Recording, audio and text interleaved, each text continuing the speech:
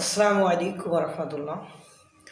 কান্দি কি আর সাদে কবরের মাটি না শুকালে তো বিয়ে করতে পারছে না। একটা গল্প বলবো, গল্প বলার আগে দু একটা কথা শুনেন, তারপর গল্পটা বলছি।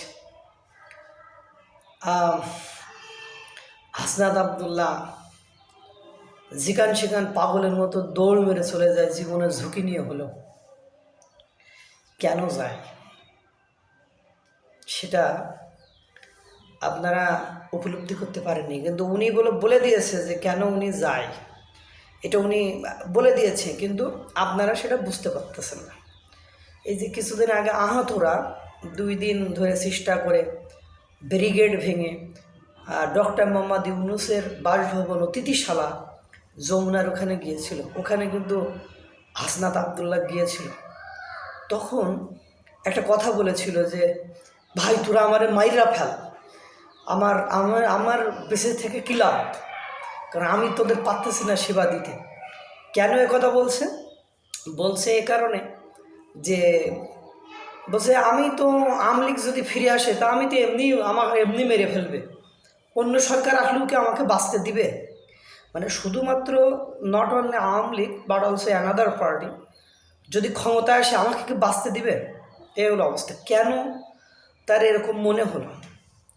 কেননা বিগত 4 মাসে যতগুলো আন্দোলন সংগঠিত হয়েছে সেখানে হাসনাত আবদুল্লাহ গিয়েছে, কিন্তু হাসনাত আবদুল্লাহর কথায় একটা আন্দোলনকারী কোনো আশ্বস্ত হতে পারেনি। যদিও 2-1 জায়গায় আশ্বস্ত হয়ে চলে এসেছে, কিন্তু পরবর্তীতে দেখা গেছে সেই আশাটা তাদের পূরণ হয়নি। মানে হাসনাত আবদুল্লাহর তার মধ্যে আমার এমন কিছু কর্ম করে ফেলেছে, দৃশ্যতে একটা কর্ম, যেমন ভাইদের 1.5 কোটি টাকার গাড়িটা নেওয়া, এটা দৃশ্যত কর্ম। 1.5 কোটি টাকার গাড়িটা নেওয়া, কারণ এই ফ্রিতে নেওয়ার কারণে আজ কিন্তু টিলুপ সিদ্দিকী ক্ষমতা হারিয়েছে। ফ্রিতে নেওয়ার কারণে ক্ষমতা হারিয়েছে।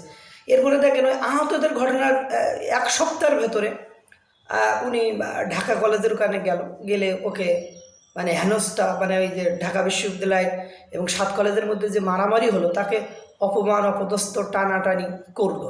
মানে এক প্রকার ওরা মারের নামান্তর। আহতরা ঠিক একই কাজ করলো। এরপরে আপনি মনে করেন বৈষম্য বিরোধী ছাত্ররা যে মারামারি করলো, ওই দিন ওর কাছে বিচার দিয়েছিল।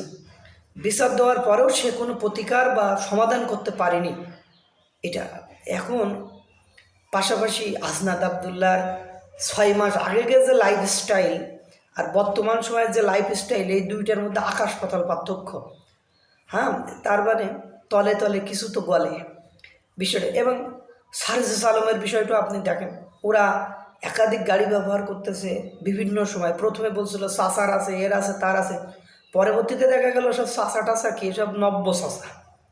মানে ওই যে তারপরে আপনারা বিভিন্ন সময় আমাদের অন্য অন্য উপদেষ্টাদের যে কর্মকাণ্ড সেগুলো দেখে তো বুঝছেন।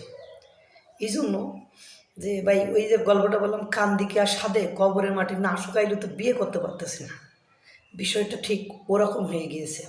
মানে এক ছেলে আর এক মেয়ে প্রেম করে বিয়ে করেছে, তাই বিয়ে করার দিন বাসর ঘরে মহিলাটার বলতেছে, দেখো মানুষের হায়াত মৌতির তো কোনো ঠিক ঠিকানা নেই, কখন কি মারা যায়, তা আমরা একটু পবিত্র কোরআন শরীফে প্রতিজ্ঞা করি যে যদি কেউ মারা যায় তাহলে ওর কবরের মাটি না শুকানো পর্যন্ত আর একজন বিয়ে করতে পারবে না। এখন মনে করেন যৌবন বয়স, মারা যাবে না 6 মাস পরে সে ছেলে মারা গিয়েছে, তাহলে বউ যেহেতু প্রতিজ্ঞা করছে, এবার মাটি দেবে না মসজিদের পাশে বাঁশবাগানের নিচে মাটি দিয়েছে। এবার ওইবার আবার একটু বর্ষাকাল বেশি পড়ছে, বর্ষাকাল। এখন সে বর্ষা মনে করেন 6 মাসের জায়গায় 8 মাস হয়েছে, তারপর আবার বাঁশবাগানের নিচে কবরের মাটি তো সে শুকায় না।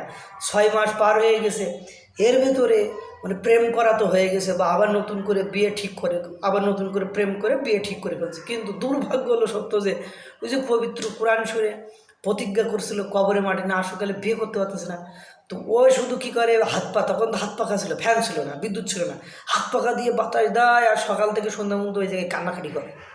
তো তখন ওই যে মসজিদে যে মুয়াজ্জিনও 5 ওয়াক্ত বা ও কয়েকটা দেখে, বা যে এই মহিলাটা ওখানে যে কান্নাকাটি করে, ও ভাবে স্বামী মনে হয় মারা গেছে, সেই দুঃখে শোকে বা স্বপ্নে দেখেছে হয়তো বা খবরে আজাব হইতেছে, তাই ওরকম করে।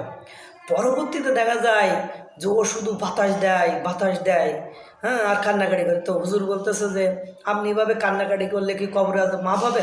আপনি দোয়া করেন কত? কই কান দি কি আর সামনে কবরের মাটি না আসলে তো বিয়ে করতে পারতেছে না। তো এই যে যেখানে সেখানে দৌড় মেরি যায়, সরকারের লোক যায় না, উনি যায়, উনি যেখানে যেখানে যায় সেখানে বরং আরও মানে গপসা লাগে, মানে সমস্যা আরও ক্রিয়েট হয়। যেমন আপনি দেখেন ইস্তেমার ওই যে তাবলিগি, ওদের মধ্যে এই সমস্যা হয়েছে, হ্যাঁ না, ওরা তাবলিগদের মধ্যে মারামারি হলো, উনিই বলে গেছিল। যেখানে যেখানে যায় ওখানে সমস্যা হয়। এই জন্য কথাটা ভালো লাগলে সবাই একটু মানে বুঝে থাকবেন যে ঘটনা কী, কাঁদতেছে কী জন্য সেটা বুঝতে পারবেন।